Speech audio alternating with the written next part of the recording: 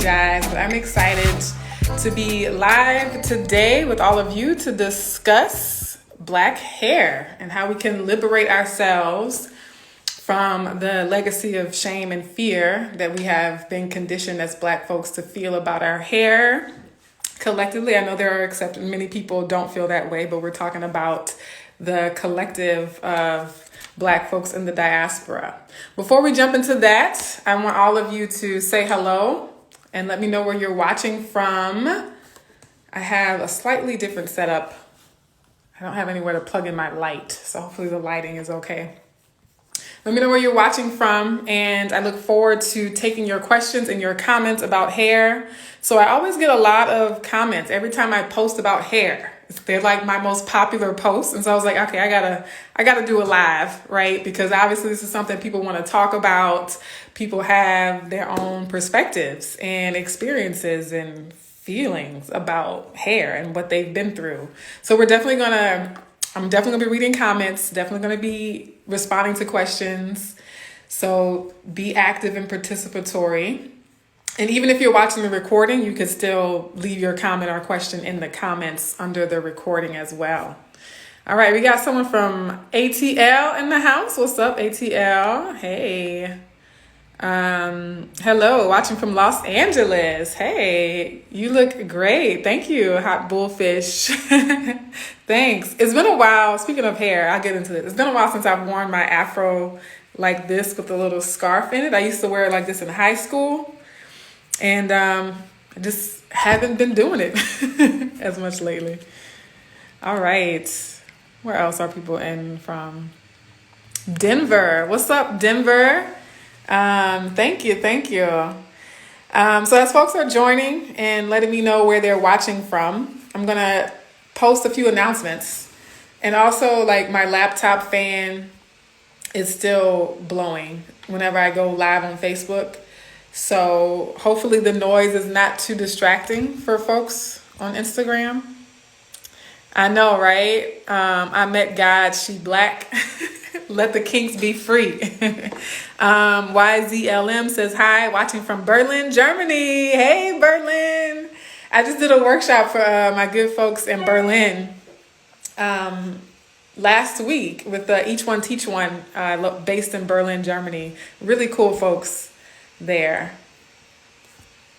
Hello, watching from Ireland. Hey, is this my first Ireland audience member? I can't tell. I don't remember. But Ireland, welcome. A lot of folks across the pond, as they say, like across the Pacific. Hey, Dr. Mary Hendrickson. Actually, thank you. Actually, now that you just commented, that reminds me of one of my first announcements that I want to make. So Dr. Mary Hendricks, apologize for that, y'all. I got a phone call. Dr. Mary Hendrickson, who just said, hey, beautiful, is a former participant in the Colorism Healing Writing Contest. And so those results are out. The top 5 contestants that the judges chose, I announced those in my monthly email newsletter last week. So congratulations to Shanda Rule, Oliette Murray Drobat, and Shayna Andrews, Marsha Malcolm, and I forget the 5th name. My apologies. But I'll be posting all of these results on the website as well as the list of editors' picks, right? So the judges pick the top 3 winners who get cash prizes, and then myself and other my project assistants, we can go through all the submissions and also select pieces that we like and that we want to include in the anthology. So you'll see the full list of winners. I'm in the process of collecting their bios, collecting their photos. So not only will I post it on the website, but I'll be sharing stuff on social media. You know, really, I'm excited. Okay. The other thing I wanted to remind folks about is my coaching offerings. So I offer individual coaching that's open to anyone of any race or color, and you can start anytime. Then I also offer group coaching. So I was originally planning to start it on June 6th, but I'm postponing the deadline, but I still am offering it. So if you're interested in checking out group coaching for dark-skinned women, then DM me or send me an email, right? And so I think those are my announcements. All right. I am honored to be your first Irish viewer if I am. Yeah, right? I see so many milestones on here. Thank you for being here today. Okay. Yeah, so Dr. Mary Hendrickson says, congratulations to all. Let's put some hand claps in the chat for all the folks who participated. Everyone who participated deserves a congratulations, because it does take a lot of courage to put yourself out there, and especially to speak on something as difficult as colorism to talk about. So really inspired by that. But as I mentioned when I first started, our topic today is hair, and specifically how we can liberate ourselves from the shame and fear that we've been indoctrinated to feel about Black hair, right? And so it's not just shame and fear about Black hair. I'm focusing on the stigmatization of Black hair, right? The stigmatization of it. And so this applies to you too, even if you don't have hair like mine, right? You could have very bone straight hair and still have biases against Afro hair or kinkier hair textures, right? And so all of us, regardless of what our hair type, our personal hair type is, have work to do around the way we perceive and think about and judge, Black hair in its various natural states. And particularly, we know that the tighter your curl pattern, right? So that type 4 is in the little chart of things, is the tightest curl pattern. So it's similar to mine, right? I don't know. I can't say for sure if I have the tightest curl pattern, but it's there. And then there are, other hair patterns and textures that Black people also have that are also stigmatized, right? So it's a spectrum. It's not, you're either completely stigmatized or you're not, right? There are gradations and variations and levels to the amount of stigmatization you have regarding your hair, right? And it could depend too on where you grew up, who raised you, who groomed your hair when you were growing up, right? All these things matter. And I'm going to be really honest in this talk. And so I want to say too that this might trigger some people. And that's not a bad word, right? The word trigger. A trigger can be like an alarm that there's something we need to pay attention to in our lives. There's something we haven't worked out fully for ourselves, and we haven't addressed for ourselves.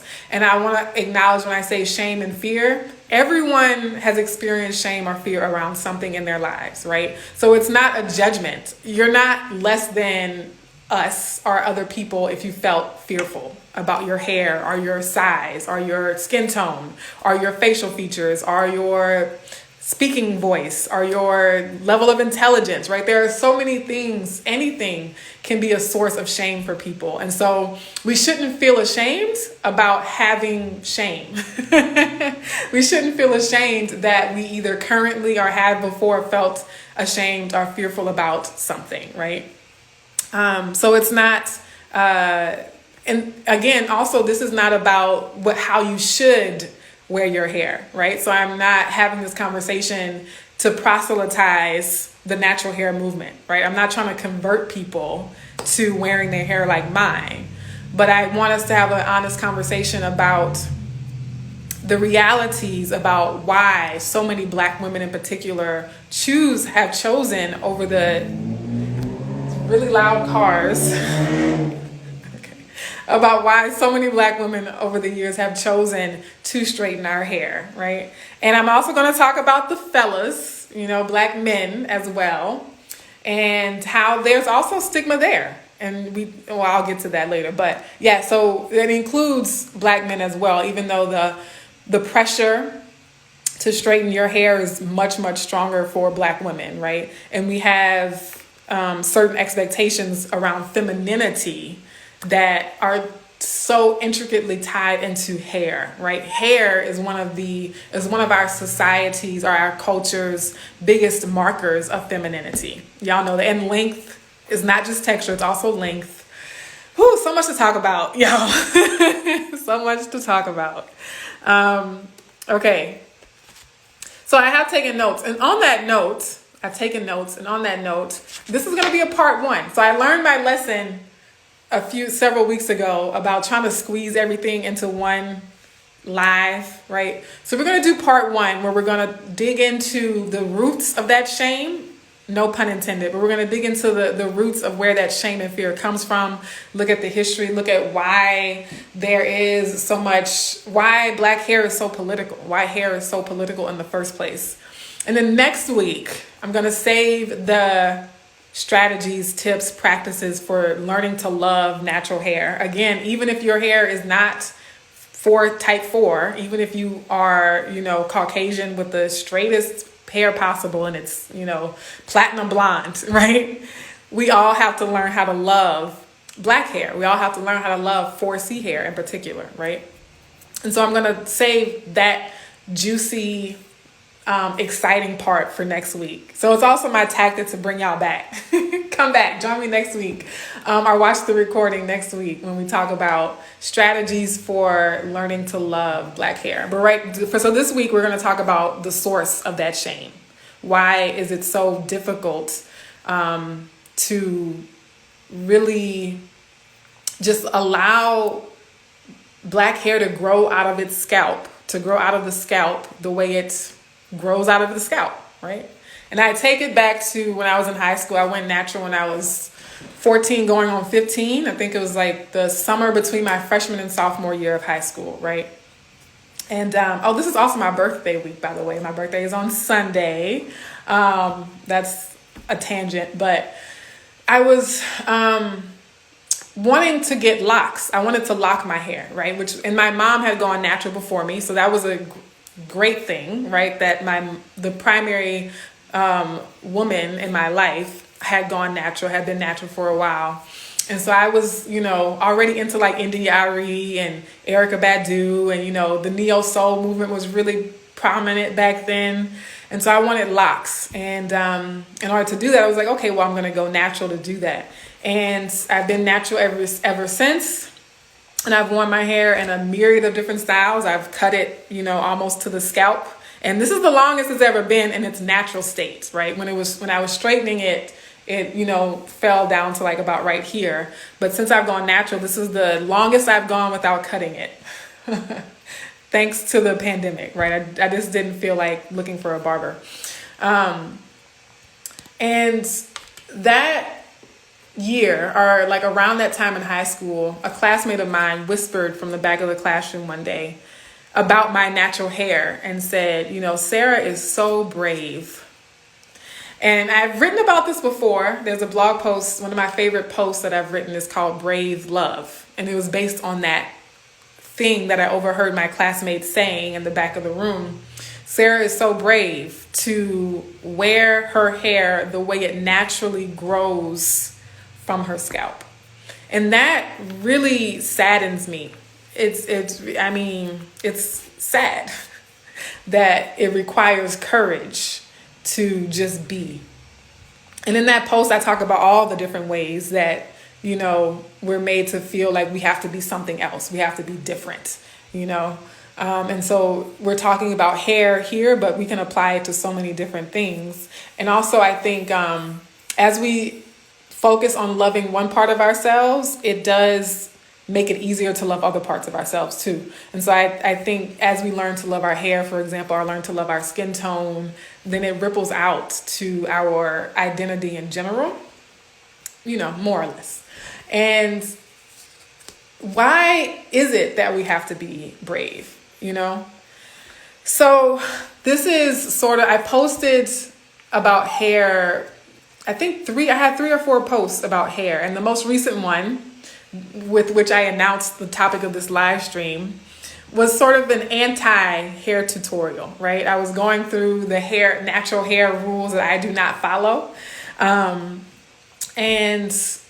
it was meant to be a little facetious, right? It meant to be a little funny or humorous, but also honest, right? Being transparent about what it's like for me to have natural hair. And then dozens of people commented and said they approach their natural hair in a very similar way, right?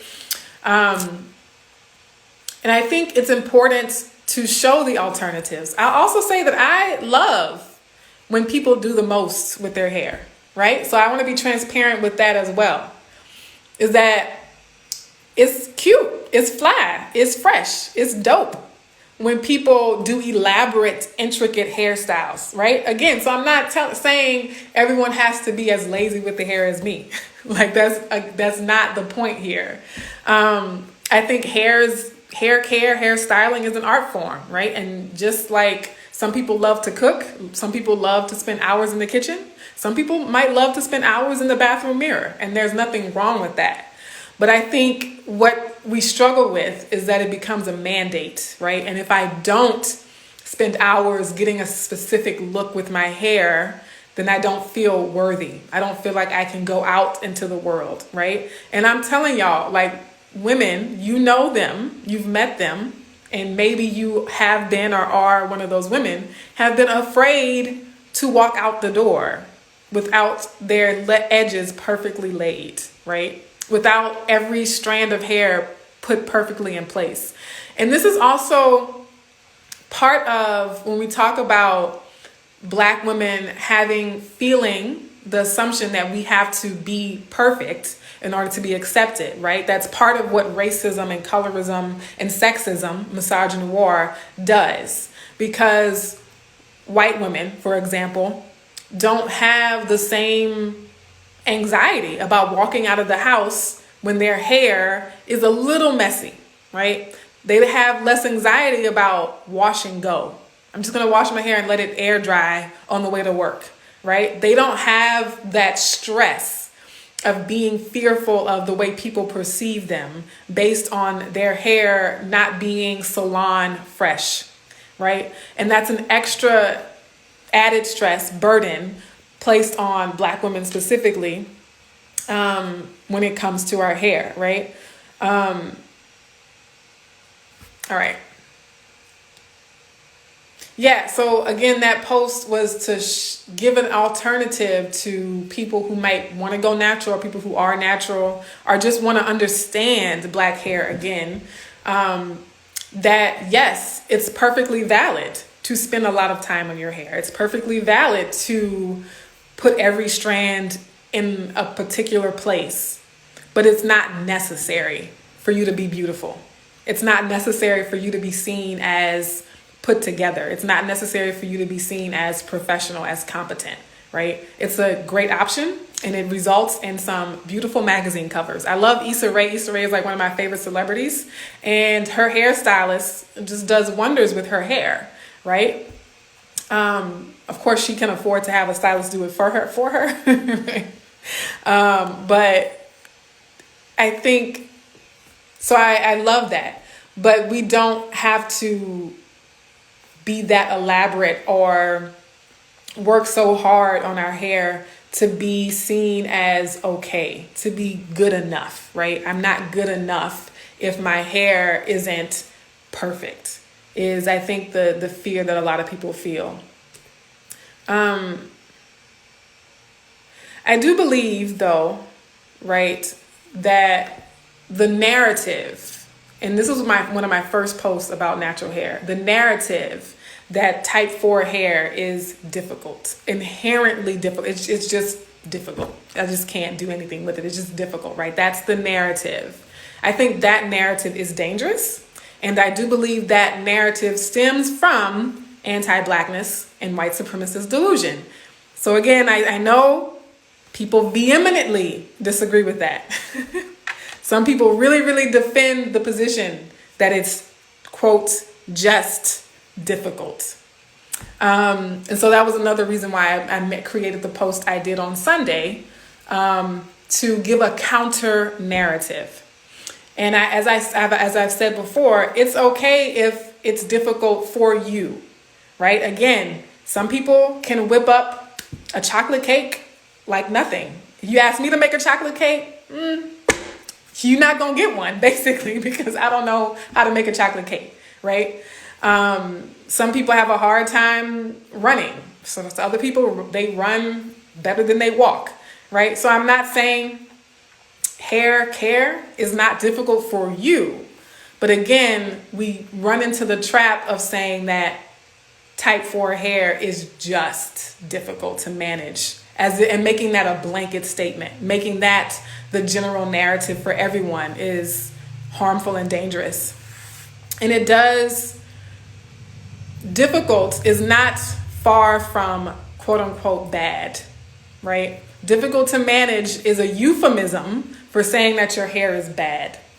And whether we consciously think of it this way or not, it is directly tied to the attitude that certain hair is good hair and other hair is not good hair, right? We know that all hair is good.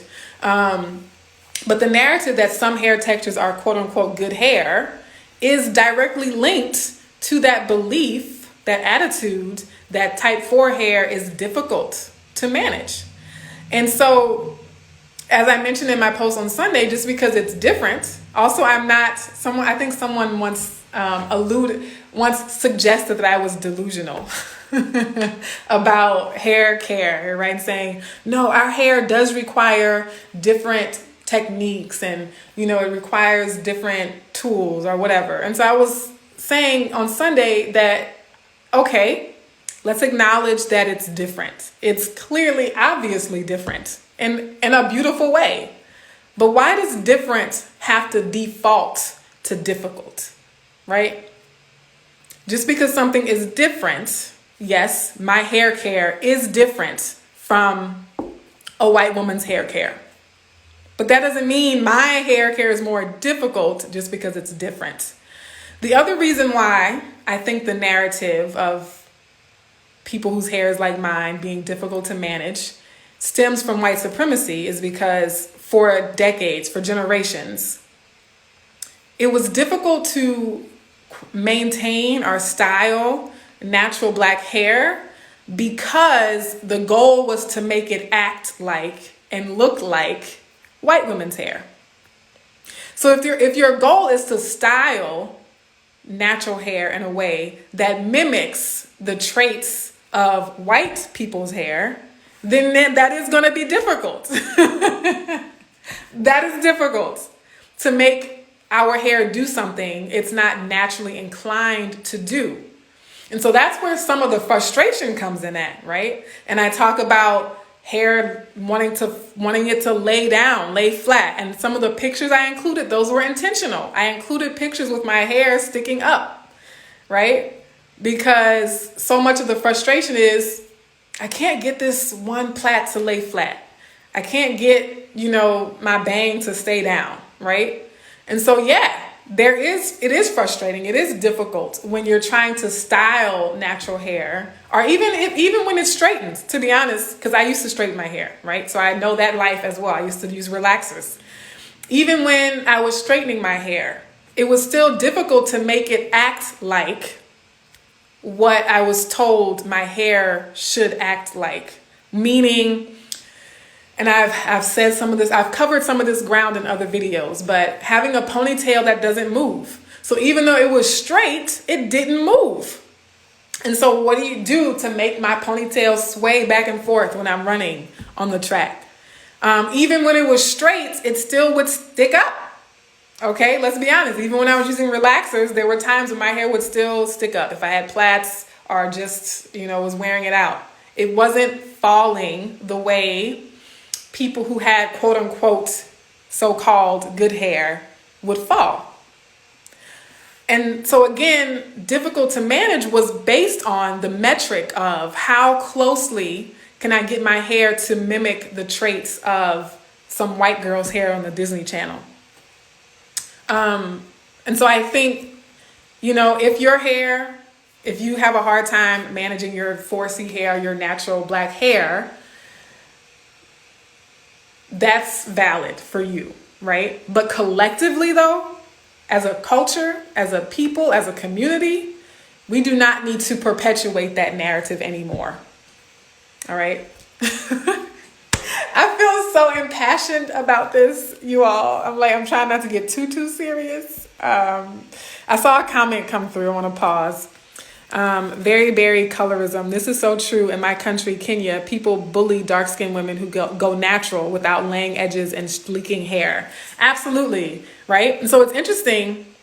Very colorism. Thank you for acknowledging where you're located, right? Kenya. Because all of my experience has been in the United States, right? And we understand the impact of slavery on Black people who were born, have been here in the US for generations.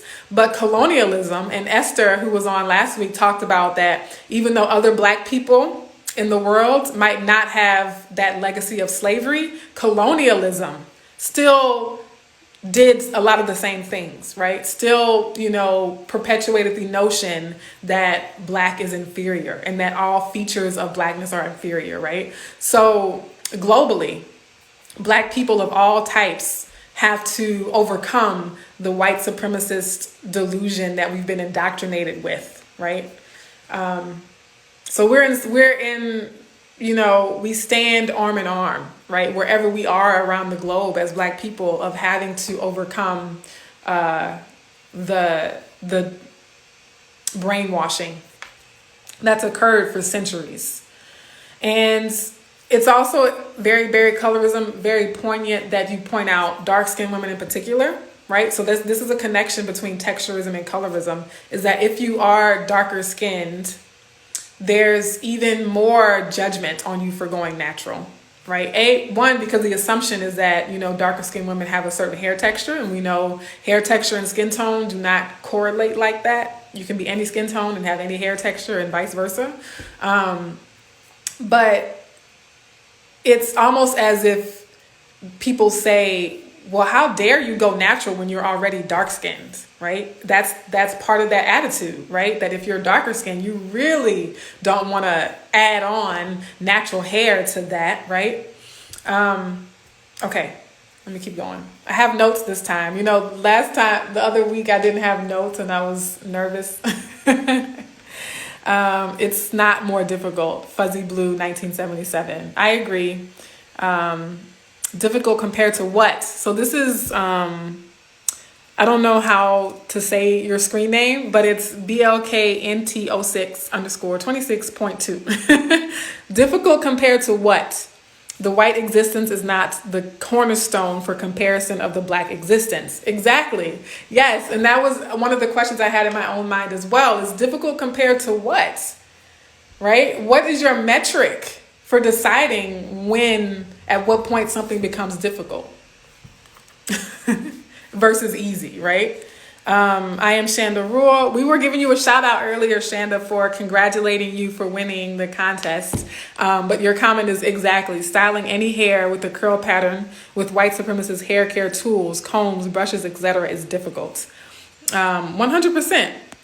And that brings me to the thinking about the history of these shameful practices, and how in the diaspora in particular, as part of the slave trade, the Atlantic passage, the Middle Passage, right? Where so much of our language, our history, our religions, our just identity, self, ancestry, lost, stripped away, intentionally hidden, intentionally suppressed for generations. And part of that was hair styling, hair care, right? What we do for our hair and with our hair, right?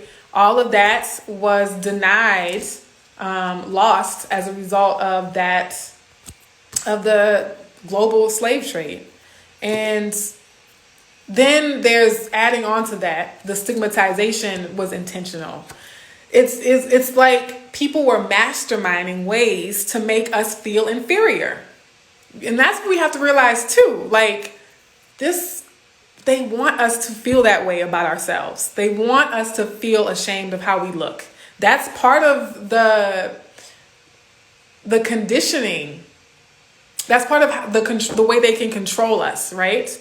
Is to make us think that they are superior in every way and that we as Black folks are inferior. That's part of the ways that they tried to control us during colonialism and during slavery.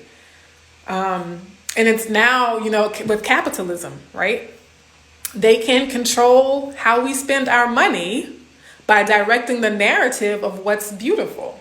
They can control how we spend our money and how we behave by controlling the narrative of what's considered professional, by dominating the narrative of what's considered refined or presentable, right? And so we have to have counter narratives to that.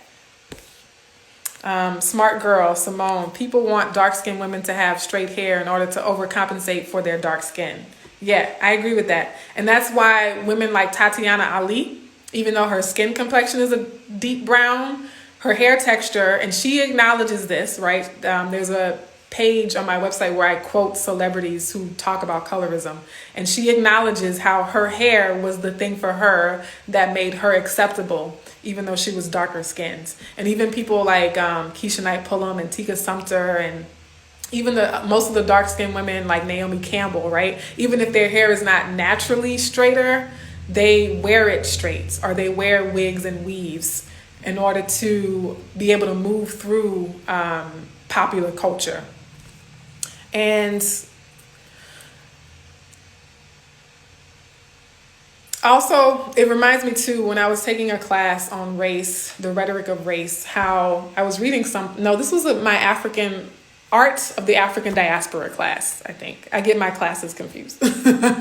And reading about how hair was a feature of Black people, of people from the African continent, that white folks, that Europeans really honed in on as a marker of difference, as a way, as proof of othering us, right?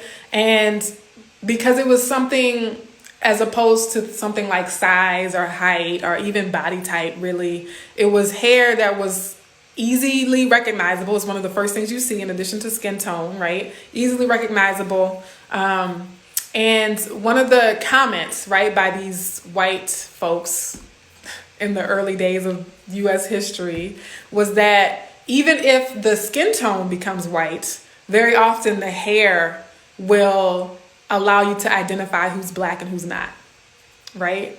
Like, y'all, this is deep and it's serious. It's not just a matter of preference. Like, people want us to prefer white features and whiteness. And it was intentionally implanted in the fabric of our culture. And then there are caricatures, right? So this was a comment that someone left on my post about how when you look at the negative stereotypes, the actual cartoons and caricatures where you have Black people eating watermelon and shucking and jiving, and being poor and ignorant. And so you see blackface, right? The minstrel shows. A lot of those depictions include the big lips, the oversized lips, the exaggerated noses, the big eyes, the exaggerated eyes, the extremely dark skin, right?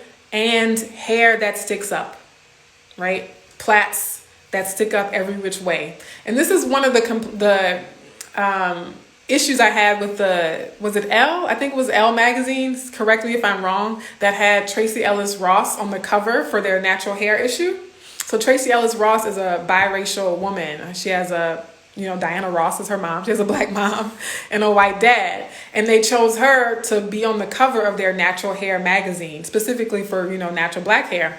And I think because of how type 4 hair is stigmatized, if you really trying to make progress around hair, Black hair, you need to go to the people who are most stigmatized for their hair, right? You don't need to feature a woman on the cover who amongst Black people is considered to have what the older folks might have called good hair, right? And that was, I think, an oversight on their part. But then not only did they choose a biracial woman with the kind of hair texture that has typically been considered good hair. I'm trying to use my words as carefully as I can. They chose her, but then they depicted her with her hair sticking up in the plaits that stick up with the bows tied at the end. And they asked her to jump. And as she was coming back down, her hair was flying up. So it looked like when you snap the picture, it looked like her hair was sticking up. And so as a person whose hair naturally sticks up without having to jump, I'm offended. Let me just say it plain. Like, if that's the look you were going for, why didn't you choose someone whose hair naturally does that?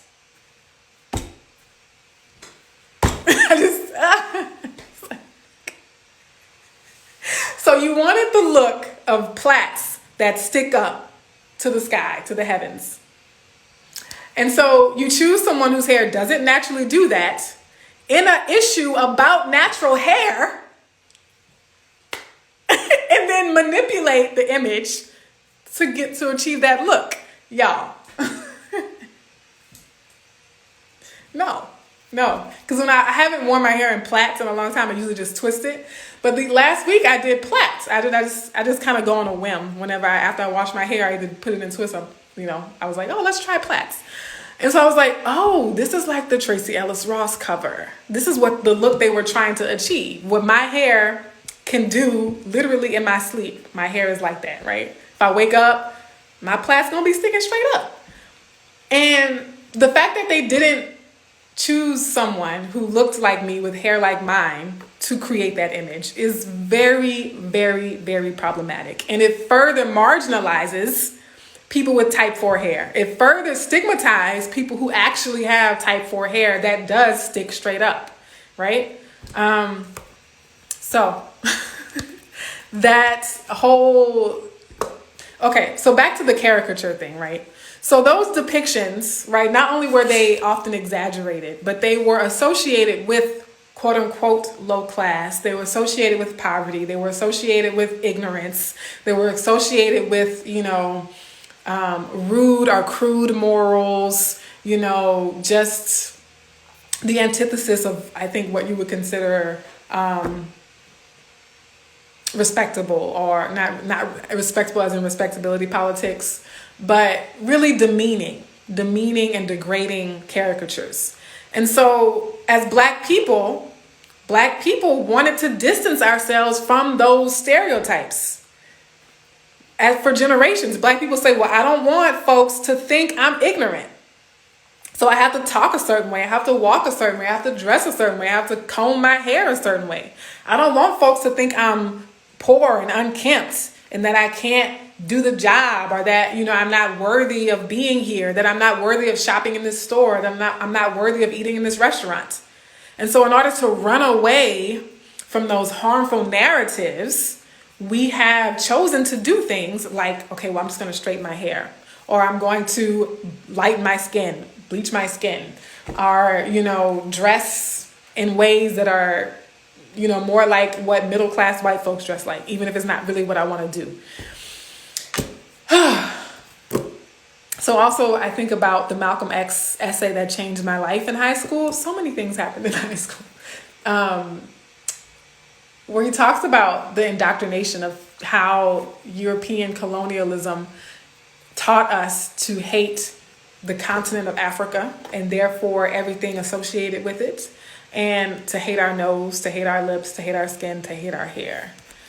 All right, let me pause, because I'm at a good place to pause in my notes, and I'm going to read some of these comments. Hey, Facebook, I see y'all. See. Oh, yeah, so Anthony Webb on Facebook says, that's why they gave Jesus slick hair when his hair was more like yours from where he was. The whole iconography of Jesus, I mean, it's beyond whitewashed, right? Like the long wavy hair and the blue eyes and and then the connection to religion there, again, is a form of control, right? So not only do you think white humans are superior, but if you believe God is white, oh, then that's part of the narrative, the delusion or the deception that, whiteness is supreme, is that because we're going to depict God himself as white, right? Yeah. Ooh. Okay. I missed a lot of comments. Oh, no, I didn't. Okay. Period. Her hair doesn't naturally stick up. Exactly. Very offended, right? For real. Foolishness and effery. JB17 Cent, is real and sad how even to this day, people associate beautiful or cute babies, toddlers, with them having straight, long, etc. hair. Dark-skinned, beautiful babies into the room and get no praise. 100%. Well, it's kind of like the promotion of Alicia Keys over in the RE. It's all marketing.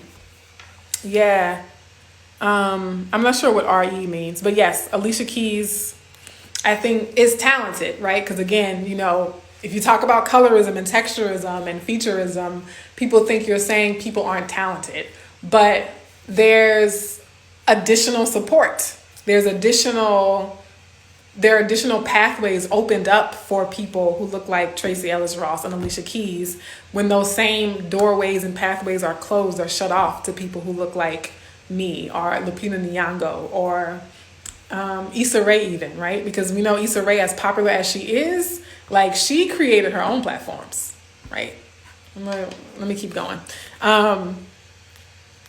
Jesus' hair was like wool, right? And it's funny because, a lot of times people want to take the Bible literally. Like you have a lot of white people who want to take the Bible like literally, like to the textbook, line, book, chapter, verse. And yet somehow they just gloss over the hair like wool part, skin like bronze. Okay, all right, y'all. All right. We see what y'all doing. It's not lost on us. I also wanted to say too, about the justification of, natural hair being difficult to manage. I also think a lot of people, it's an easy thing to cling to when you are not prepared or ready to really face the shame and fear you feel about your hair, right? And I know people, I'm going to get pushback about that. But again, let's normalize having fear and shame because it's a human experience, right? So we're normalizing the fact that you might feel ashamed of something. You might be afraid to do something. Like it's so normal. But if you are afraid to really unpack, the things you've been taught about hair, the judgment you receive from society when it comes to hair, like if you don't want to face that, then the narrative of type 4 hair being just difficult to manage is an easy thing to latch on to, right? Okay. So then there are, more present, more current day things that add to the stigmatization of hair. And I'm going to speed it up a little bit because I have another appointment after this that I can't be late for. But when you get to the workplace, there are rules and regulations, like such racist policies, right? They are actually launching policies against us, y'all. Like that's how deep it is. And for some people, it's like, well, I need this job though. So I do have to fall in line with this policy, right? And that's valid because people got to put food on their table, right? But then for others of us who can sacrifice, I have 2 job offers, so I can take the one that doesn't have a hair policy, right? Or I have more time to look for a different job, right? Before I need income. And so I can choose a job that doesn't have a racist hair policy. Not everyone has that luxury. And so again, this is not about demonizing people for their choices about their hair. But even it's interesting when we talk about systemic racism, that's what that looks like, right? Rules about wearing your scalp should be showing. And then I heard this when my mom was working for the bank. I can't remember what bank it was because it changed names 3 different times. So I'm not going to call it out because I don't want to be sued. I want to be sued. But, she was working at a bank. I'll just say that. And she came home and talked about a policy that said you can't show your scalp at work. And that was meant to keep Black women from wearing braids. Because what other kind of hairstyles, show your scalp other than, ones that require parts and cornrows, right? Things like cornrows where your scalp is exposed. Like what kind of random policy is that? And they can always say, oh, but it's just not professional. According to whom? To you, right? Let's redefine what that even is. The Crown Act is in 7 or 8 states. Hallelujah. And shout out to the Black women who are at the helm of pushing that legislation through. So the Crown Act is a new, a long overdue legislation that I believe started in California and has been adopted, as the person in the chat, BLKNT06, is saying has now been, spread to 7 or 8 states. Hopefully it can become federal policy at some point. Okay. And then other areas, when I talk about depictions in the media, so there are the negative caricatures and stereotypes of 4C hair. I even think about an episode of Blackish, and people wonder, I don't like Kenya Barris's work. Blackish, Grownish, Black AF. I just don't like his work. But I remember one episode in particular, right? Like, I'm already like, not really a fan. But the younger daughter, right? The younger dark-skinned daughter, this was the episode where they decided to straighten her hair. And they showed a scene. There was a scene where this, young, beautiful black girl had her natural hair, and there were like a dozen combs stuck in it. And it was like trying to make a joke at the expense of black hair and black people, right? That you just can't do anything with it. You break 12 combs trying to do her hair. It was so unmanageable. We just couldn't do anything with it. Look, 12 combs got lost in her hair, and oh my gosh, we have to straighten it. We have to put the creamy crack in, right? And I thought, for a show created by a black person, that's betrayal. We have to do better. I'm telling you. Why would we choose to recreate that caricature in a black show? That was the perfect opportunity, a show created by black people, the perfect opportunity to depict what it actually looks like to care for natural black hair. That's what we lack. We lack representation of a mother combing a black child's hair and having a positive experience with it. I remember growing up watching TV, and there were always, white people getting out of the shower, white people washing their hair, white people drying their hair, white people at the salon. You always see white people's grooming rituals on TV. Black people, we show up in the scene with our hair already done, right? Mainly because a lot of the media was created by white folks, and so they really just didn't have the narrative to know what to do in that scene. But when you have shows created by us that drop the ball in terms of affirming that our hair is beautiful and worthy, so disappointing, Kenya Barris. And that, I'm not worried about being sued for that, because it's just my opinion, it's my commentary on that scene. And then when we look at more interpersonal ways that the stigma is perpetuated, right? I always talk about how beauty salons were not a safe space for me.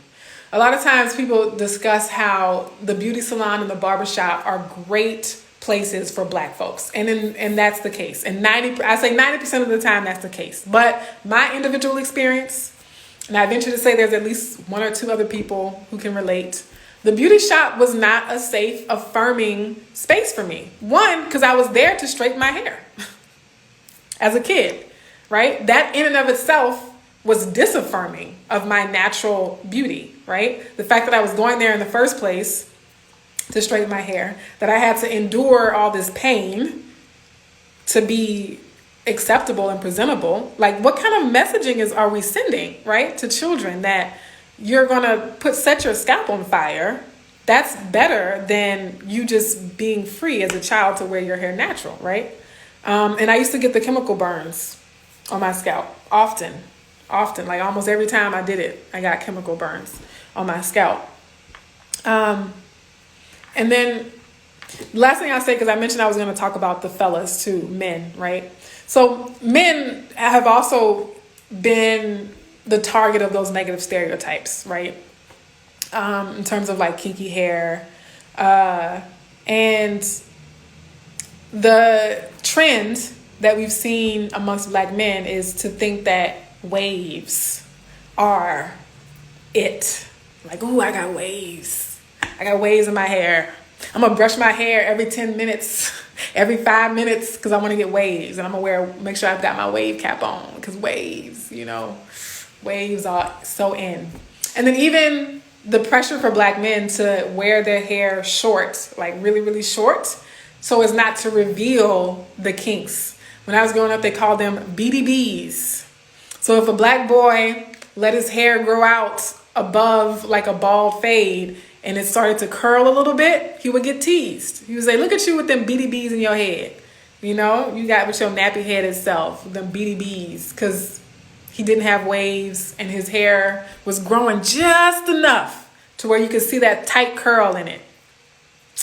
And so the practice for a lot of black men to wear their hair extremely close cuts, not for all, obviously I feel like I shouldn't have to say that, but I'm going to say it, not for all, is in part to not reveal the texture, not to reveal the kinky texture of what it, actually looks like. And then there are rules in terms of black men's hair too, in terms of quote unquote professionalism. And if you're not clean cut, quote unquote clean cuts, you're not professional, right? Fortunately, we see more men with locks, in professional spaces. Fortunately, we see more and more men growing their natural hair longer, right? And letting their texture be a part of the style, right? And it looks fly. I'll just say that. It looks good. Okay. So I think I'm going to stop here and I'm going to save the rest of the conversation for next week. We're going to get into strategies for how we can, the counter narratives, how we can create counter narratives, how we can establish love, respect, affirm, black hair and appreciate it. And some of the resources I've used over the years to do that for myself, right? I'll go back to my teenage years when I went natural. What were some things I did back then to give me the courage to step out? And then things that I've discovered more recently, right? It's a better time to be natural for sure than 20 years ago, right? It's still not easy now, right? But it's easier because of the certain things that have changed, certain celebrities that have come into prominence, you know what I mean? But we're going to discuss, and I know you all have a wealth of information and knowledge yourselves, so continue to bring your strategies, like things that you did when you went natural or things that you do for your children, right? So I'm going to end by reading some of these comments that have come in. So many problematic things are said and done in those spaces. Yeah, the colorism and the texturism was rampant. Absolutely not a safe or affirming space. Beauty salon versus hair salon. Why is the shop that black women go to called a beauty salon and white women is called a hair salon? Oh, that's an interesting question. Ooh, let's unpack that. Marinate on that, folks. Mrs. M.L. Watson, I think it is where the internalized racism played out.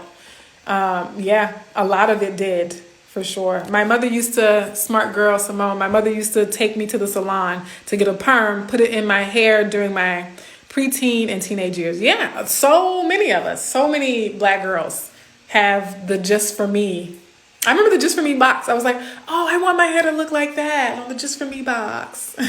So when I tell y'all I'm not judging anybody who struggles with hair, because like when I was young, I remember one night, I might have been 7. Or 6, I might have been 6 because we were still living in Kenner. So we moved to Baton Rouge when I was 7. So this was before we moved to Baton Rouge. So I might have been like 5 or 6. I prayed that I would have long, straight hair that fell down my back. And then I had a nightmare that I had long, straight hair that fell down my back, but it was like all knotted. It was like in a giant knot and I couldn't undo it. And I was like, see, that's my ancestors being like, girl, you better love your hair the way it is. Let's see, Letitia Caesar, there's also animosity towards anyone who admits that the process is painful. If you are tender-headed, they would get angry. Ooh, yeah, because I used to be crying, like in tears, like scrambling, like, ew.